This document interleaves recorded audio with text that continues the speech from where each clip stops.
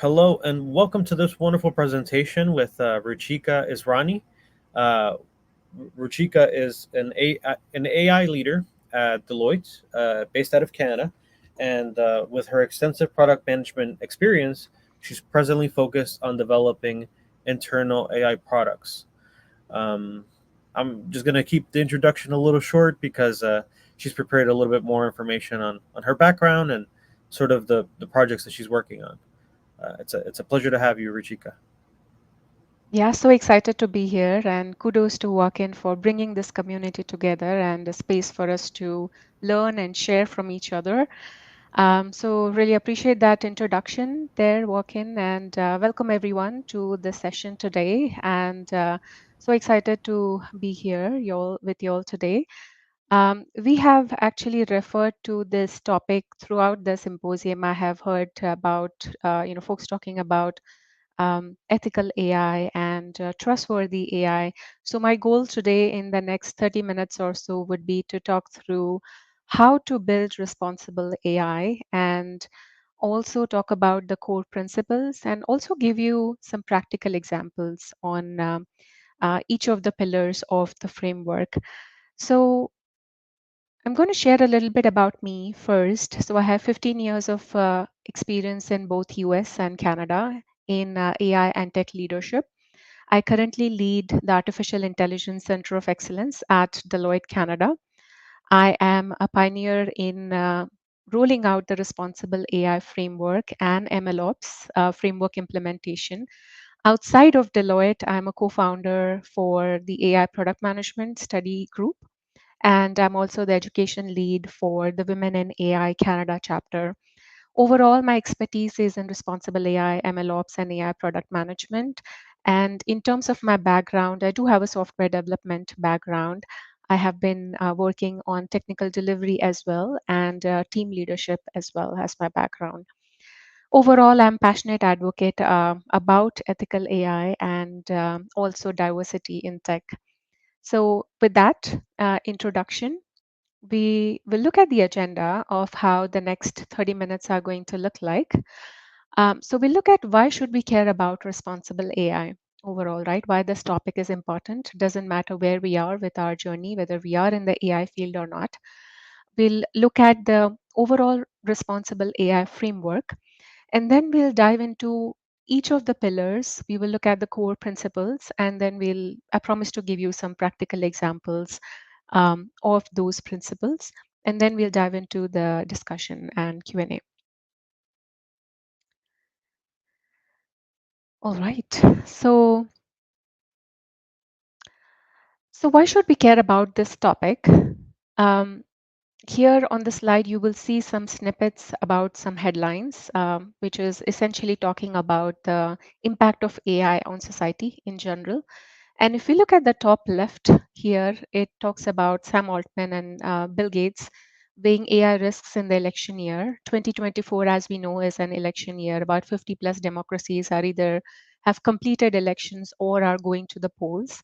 And it's actually normal to be worried about what impacts AI has to, on the election overall.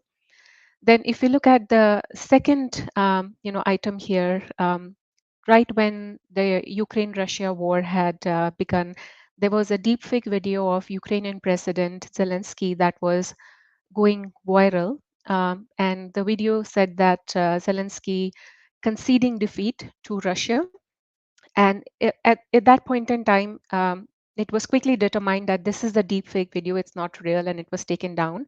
However, it's important to think about how, as the technology matures, and as we get more sophisticated, it might be even more harder to differentiate between a real versus a deepfake video.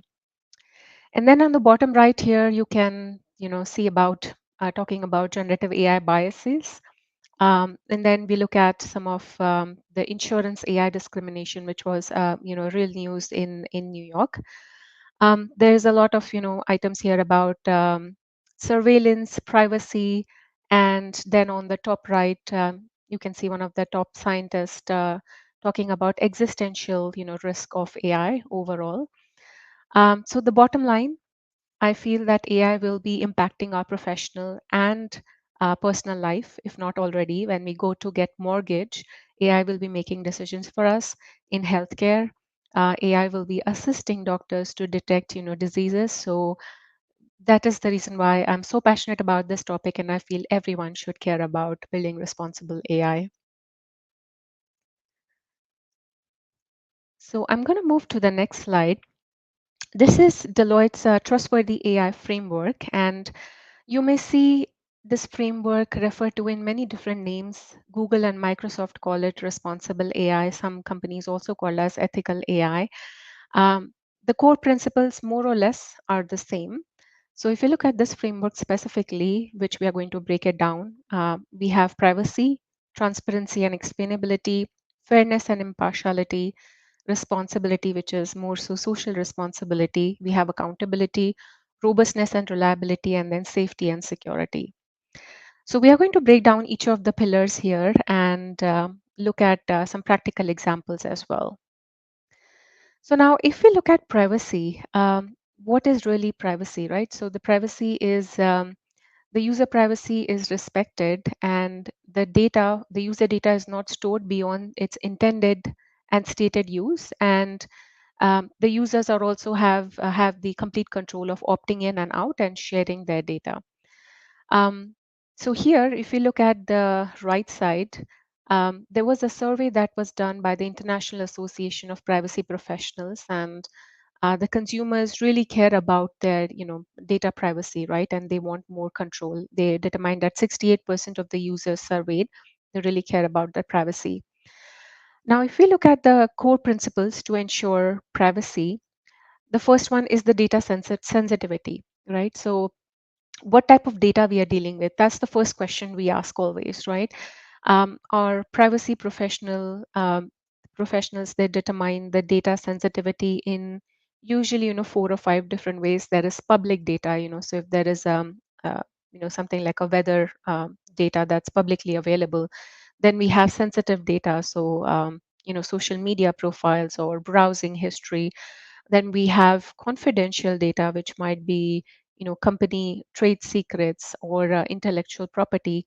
Then we have protected data, which is something more like the financial data. If we look at the credit card information or bank account numbers. And then finally the highly sensitive data, so for example the biometric data, right? So what data classification we are dealing with, that's the first question to ask ourselves. And then how are we keeping it safe, right? How are we protecting that data? Are we using encryption? Are we using anonymization, pseudonymization of some sort, especially for the sensitive and the highly sensitive data? um, and then how much control we are providing to the users? Are they able to control how the data is being used? Then we look at the regulatory requirements, right? Does the AI system follow all the relevant privacy laws and regulations? If we are, in the EU space, GDPR is big there, right? We have in Canada, we have, a similar law coming up soon. Then we have data ownership and approvals. Has the data being approved by the right and authorized owner? Then the next one is interesting. It talks about balancing privacy and usefulness. Yes, we are using this sensitive data, but is the use case worth the potential of as compared to the privacy risks? And then we talk about the data minimization. So if we look at the AI model, so are they trained on the necessary data only, and minimizing use of personal information as much as possible? So now we look at the privacy in action, some of the practical examples of privacy. Let's say, we are a financial services organization and we are providing tailored financial advice. A lot of banks these days do that. We must obtain consent and minimize the collection of sensitive financial data. And explicit consent is necessary in this case. So next example, let's say we are a healthcare diagnostic system, right, that use AI to analyze medical imaging scans to detect early signs of diseases. We must ensure that the patient data is anonymized before processing, and we use the secure transfer protocols and implement strict access control for the medical professionals. Then let's say if we are building a policing system which is predicting potential criminal hotspots based on historical data, we must make use of anonymized aggregate data to avoid targeting individuals. Then let's say we are using large language models for business communication. We must look at um, mechanisms that the generated text, they do not give out the sensitive information. So that's, a few practical examples on how we will ensure privacy. So if we go to the next pillar, which is transparency and explainability. So transparency is and explainability is essentially users understanding how the technology is being leveraged, particularly in making decisions, right? And the decisions are, easy to understand and auditable and open to inspection. One of the myths that we talk about transparency is an organization is vulnerable to lose intellectual property if they are being transparent. However, it's important to understand that in this case, we are talking about transparency from a user perspective. A user, typically will not care about, what model is being used or what is the data that is used to pre-train the model or fine-tune the model. They will care about what parameters, that went in to make this decision, right?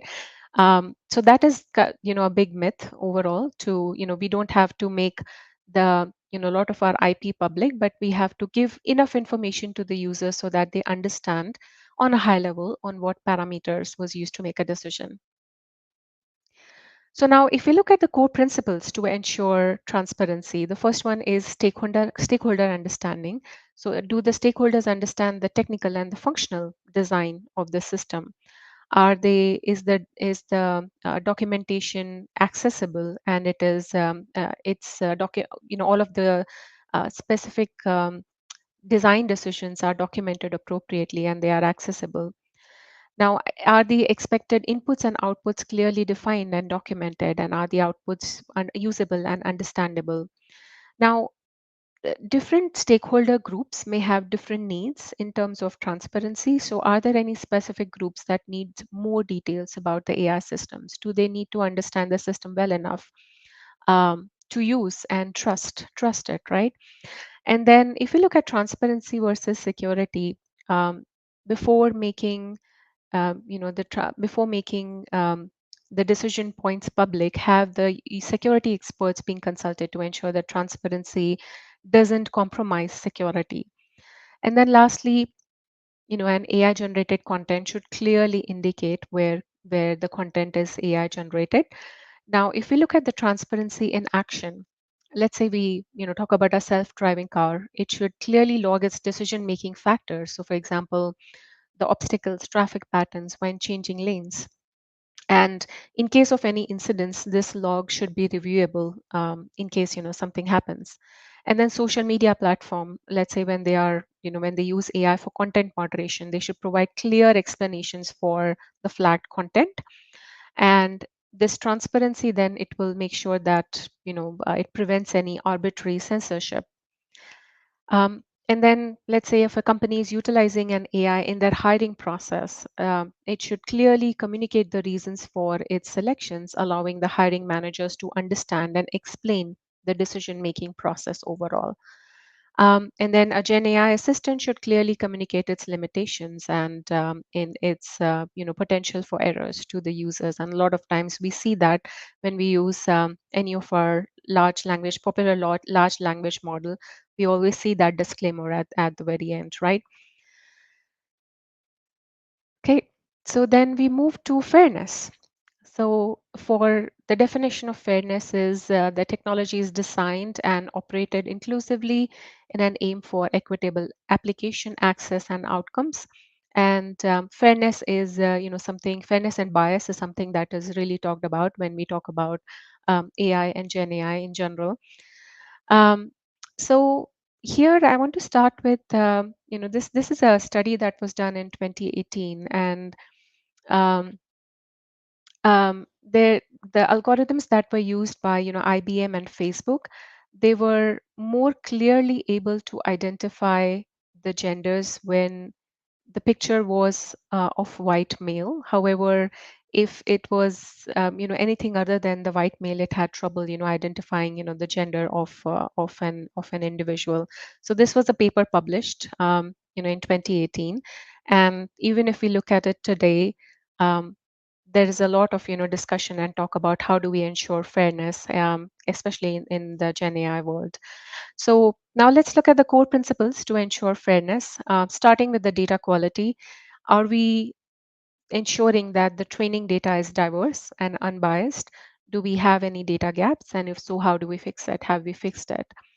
Then coming to business alignment, right? Does the AI match our goals? Are we using sensitive data responsibly? When we look at the diverse input, did we involve different perspectives in AI development? This is one thing organizations really need to look at to ensure that we have diverse team members that bring diversity of thought, diversity of perspective, um, and that way, we are not designing the system only for certain individuals or only for certain groups. And then we look at the ethical use, or are we using AI results fairly? Are the decisions about resource allocation extra careful? Human oversight or human in the loop, this is talked about, quite frequently. Is there a process for human review of AI decisions? And does the human actually understand how the decisions are made, going back to the previous pillar, which is transparency? Are we regularly reviewing and testing and detecting bias and looking for bias? And then when we talk about Gen AI specifically, ensuring diverse representation into text and image outputs. Now coming to fairness and action, how do we make sure that the actionable steps for fairness? So we talked about an insurance algorithm not being fair in New York. So when, let's say, taking that same example, right, if we are using AI in determining the insurance premiums, they should be scrutinized to confirm that it's not penalizing certain zip codes or certain occupations, or favoring certain race or certain gender, right? So we do need to do counterfactual fairness testing to ensure that um, there is no bias, algorithmic bias, so to speak. Then an AI system recommending additional education support. Again, we make sure that we are not disproportionately favoring or overlooking students based on certain social economic factors or learning styles. Then we come to healthcare. If we have a AI system triaging the patients in healthcare, we want to make sure that certain demographic groups are not favored over the others based on historical treatment patterns.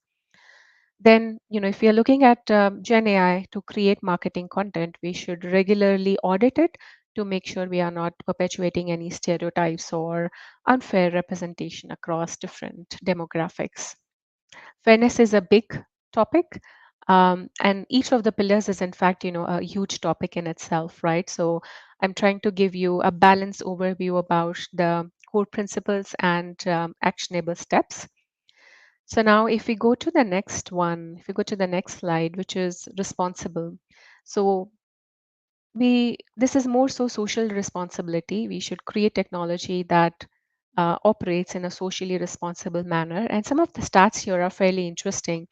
So um, if you look at the tech workers, specifically, there are 59% of the tech workers, they worked on products that are harmful to society, and 25% of such workers in AI who had such experience, they quit their jobs.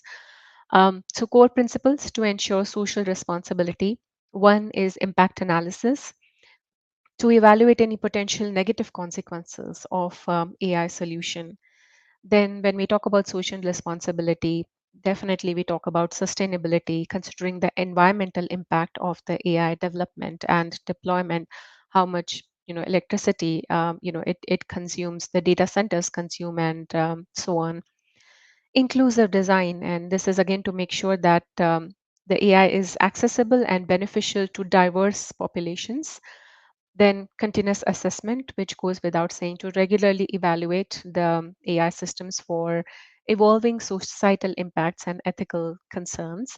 And if we look at our societal norms and um, that keeps changing, as well. If let's say if we look at the past 20 years or so, as a society, we were not very open with LGBTQ, but now, we are. So the societal norm itself, keeps changing, and we need to do a continuous assessment of the AI systems as well.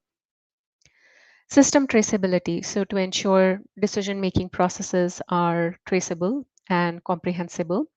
And then auditability to facilitate the external assessment of AI systems through clear documentation. And I should have updated this with external auditability. Sometimes the internal teams, they have their own biases when they are, building the system, or they have their blind spots as well when they are building the system. So external auditability is also key to ensure that the AI systems, they are according to, how we want them to behave. Then we look at the next one, which is misuse prevention. So specifically, if we look at Gen AI systems, we design systems to prevent the generation of misinformation or malicious content. How do we apply responsibility in in practical ways? Let's say we are a large tech company. We should look at optimizing the models for energy efficiency and use renewable energy sources for the data centers. So next is a voice recognition system like Alexa. It should be trained on diverse accents and languages to ensure accessibility for all the users.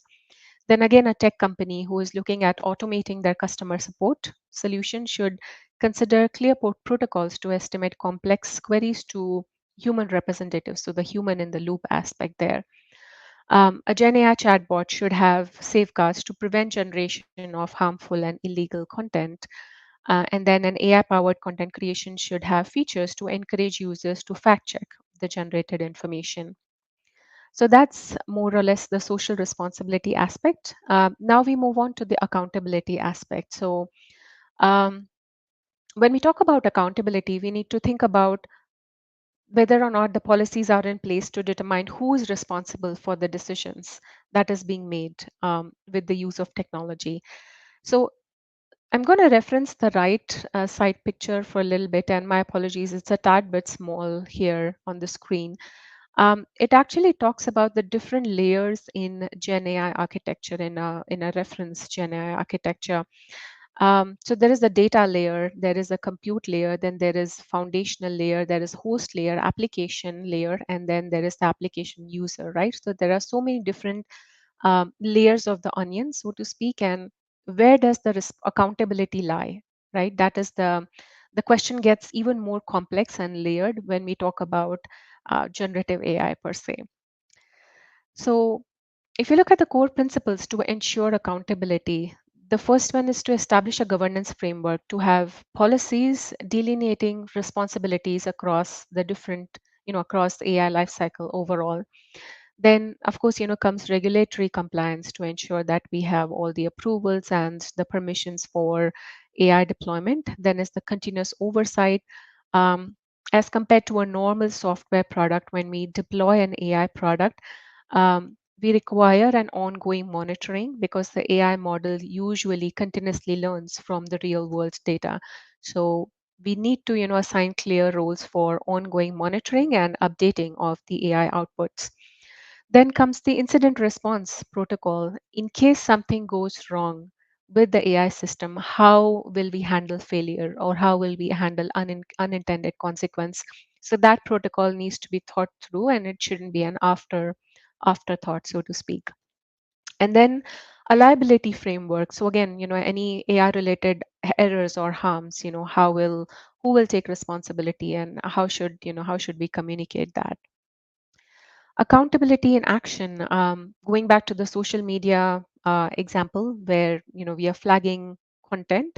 So we want to make sure that a human review assesses the decision, and let's say there's an incorrect flagging of the content. We want to make sure that we quickly engage a human to review and assess the decision, and then refine the criteria accordingly.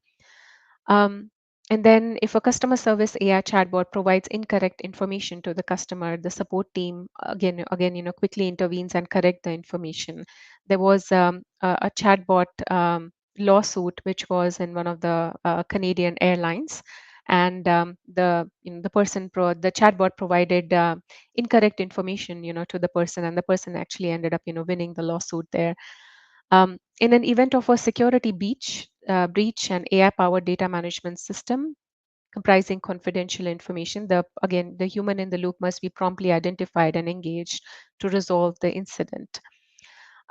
When we talk about the AI generated, content, there should be clear documentation and of the, AI's role, the data sources and methodology to maintain its integrity and accountability.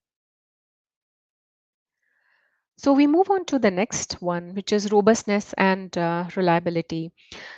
The definition of robustness is the AI model, or the AI ecosystem overall. It produces consistent and accurate outputs. It can withstand errors, and it recovers quickly from unforeseen disruptions and misuse. There was actually an incident that was with an autonomous car accident. It was determined that the design actually didn't take into consideration for jaywalking pedestrians. Um, uh, and that's how, the accident happened. So we do need to ensure that we test our AI system in all kinds of, conditions, all kinds of scenarios, before we actually, roll it out. So, what are the core principles to ensure reliability and robustness? One is the data quality, starting with that again, if the data, checking if the training data is accurate, fair, unbiased, and representative. Then cleanup of the data to remove any errors and any outliers or odd data points. Then, if we look at the model testing standpoint, if there is a small input that causes a big output changes, um, not to mention again, ongoing monitoring and ongoing checks to look at, how the data shifts and how well the AI works, and then consistent results. If the model output, changes a lot, we do need to inform the users about the changes. So when we talk about practically implementing reliability, what does it mean? So let's say again, going back to the self driving car example, it should be trained and tested in different type of weather conditions, road types, traffic scenarios to ensure its safe operation. Then when we look at the translation AI, right, when we typically look at language, it has uh, formal, it has informal language, it has idioms, it has cultural aspects and regional dialects. So all of that needs to be taken into account when we are training a translation AI. Then let's say in cybersecurity, when we are building a threat detection AI, it should quickly adapt to new types of cyber attacks without increasing the false positive rates. Then lastly, about the manufacturing AI, we need to look at the regular monitoring for data drift and retraining new factors. Um, so we'll move on to the next one in terms of safety and security. And again, when we talk about safety and security, AI does help in detecting, any security incidents. So there is that aspect of AI as well. That AI helps in, cybersecurity. Here we are talking about the other aspect. How do we ensure the safety and security of the AI systems, itself? So the definition of security and safety is we want to protect the technologies protected from risks that may cause individual or collective emotional digital harm overall. So what are the core principles? Looking at the threat assessment, identifying and prioritizing the system specific security risks. We look at the impact analysis, defining the potential consequences of security breach. We'll also look at the vulnerability management to implement controls across all of the system components. Access control, it goes without saying. We enforce role based access with appropriate restrictions. We go with the principle of least privilege always. Security training to provide and communicate tailored security education for all the employees, not just the folks who are working on the AI system. Then looking at the incident response to develop and regularly test any kind of breach response protocols. Data protection, which is robust encryption and data handling practices, and then continuous monitoring to establish real-time detection mechanisms. So now we look at the Safety and security in action. Going back to our healthcare example, we should be anonymizing patient data and securing, transmission protocol to protect that sensitive medical information. Self-driving cars, we should protect them from any unauthorized access, and control the self-driving systems always. And then the next example is the email spam detection system. It should be able to recognize new phishing tactics without blocking any legitimate emails. Then if you are building a social media content moderation system, it should have safeguards against attacks or any kind of interventions that may manipulate its decision making. So we talked about all the seven pillars here, and I want to end with this slide. And if you don't take away anything from the presentation, but if you take away this, three things from the presentation, I would really encourage you to be these three things, which I'm going to talk about next. So responsible AI, one is it's a multidisciplinary field. It is not just the responsibility of the product team who is building the product. We do need ethicists, we do need the legal team, we do need policymakers, we do need subject matter experts along with the product development field. So it is not just a responsibility of the product team overall. um, Responsible AI activity should be part of each phase of the product development lifecycle, and it is not just check mark kind of an activity that yes, we've gone through the checklist and it's done. It should be thought through from the beginning, and it should be actually from each phase of the product development activity. And then the responsible AI requires continuous monitoring and iteration. It doesn't stop when we have, deployed the product or when the product is live. It is a continuous process to continue to monitor whether the technology is used responsibly. And these are the most important, takeaways, or most, key takeaways from the presentation. And um, we have the last slide is, if there are any questions, discussions, and, feel free to connect with me on LinkedIn. Thank you very much, Ruchika. I want to ask who should get in touch with you, and what kind of dialogue can you have with them, or how can you help them sort of with their internal projects? Yeah, yeah. So anyone who's working in building the AI products, I definitely encourage them to get in touch in case they have any questions on how this should be implemented or what kind of questions to ask when we are building the product and at what point in time. So that's something that's definitely we can have a conversation on. And Yeah, in general, if you are rolling out any, the responsible AI framework, getting buy-in from leadership, um, and if you have any challenges in terms of adoption of the framework, please, feel free to reach out and happy to have a conversation. Yeah, if anybody should talk to you, I mean, you have extensive knowledge of product management experience, getting internal buy-in, getting POCs out, and validating the use case to further secure more resources.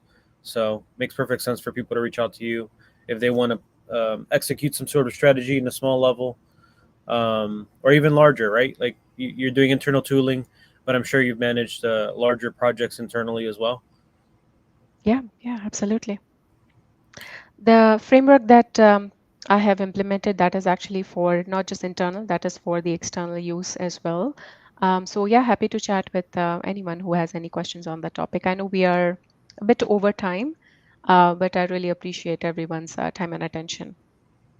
And maybe we could share the slides. And if you have like a checklist, I think it'd be great to share with the world. I know a lot of Yeah, people can benefit from that. So yeah, absolutely. thank you all. We're gonna take a brief moment, and then we're gonna move on to the next one. So we'll see you soon.